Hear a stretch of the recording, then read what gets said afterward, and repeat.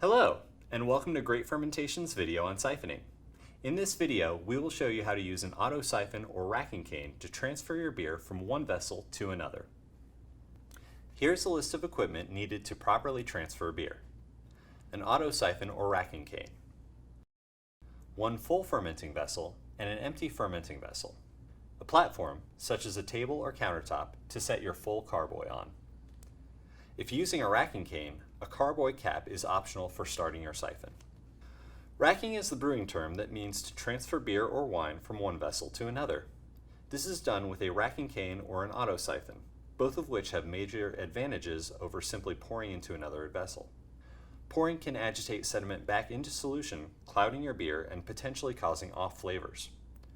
Pouring can also expose beer to more air, allowing oxidation to occur. Oxidation can lead to off flavors of sherry and cardboard, and can decrease the shelf life of the beer you've worked so hard on. By carefully racking using a racking cane or an auto siphon, you can leave the layer of sediment at the bottom of your fermenter undisturbed while reducing contact with oxygen. This will leave you with the clearer beer that stays good for longer. The easiest way to quickly start a siphon is to use an auto siphon. Simply place the auto siphon body into the beer, place the tubing into the secondary vessel, give it a few quick pumps, and the transfer will begin automatically. Many beginning brewing kits come with a racking cane. With a racking cane, you must start the siphon off yourself. There are several ways to do this.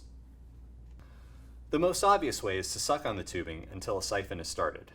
The end can then be sealed with the end of your finger and released to cause the liquid to flow. However, this is not recommended because it is unsanitary. A better way to start a siphon with a racking cane is to fill the tubing with some sanitizer.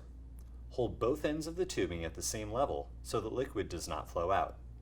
Attach one end to your racking cane that has been placed in your liquid. Have a container ready to dump the sanitizer out into.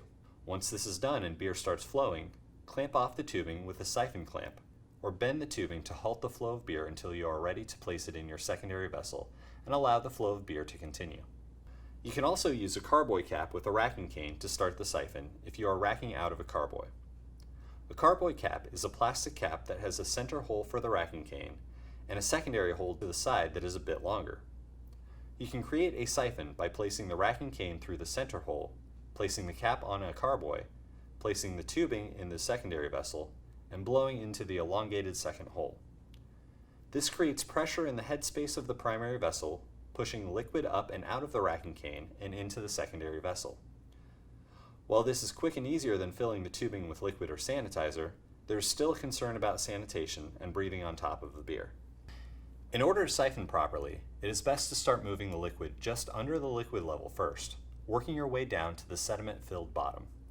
If you were to stick the end of your racking cane or auto siphon directly into the bottom of the primary vessel, it would pull up trube, as well as disturbing the sediment at the bottom of the fermenter. Fill the secondary vessel from the bottom up. This will allow for minimum splashing, which means less of a chance of oxidation.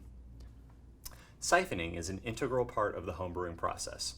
Proper siphoning can mean the difference between a lot of sediment in your bottles and crystal clear beer. We thank you for watching this video. Feel free to contact us if you have any questions or comments.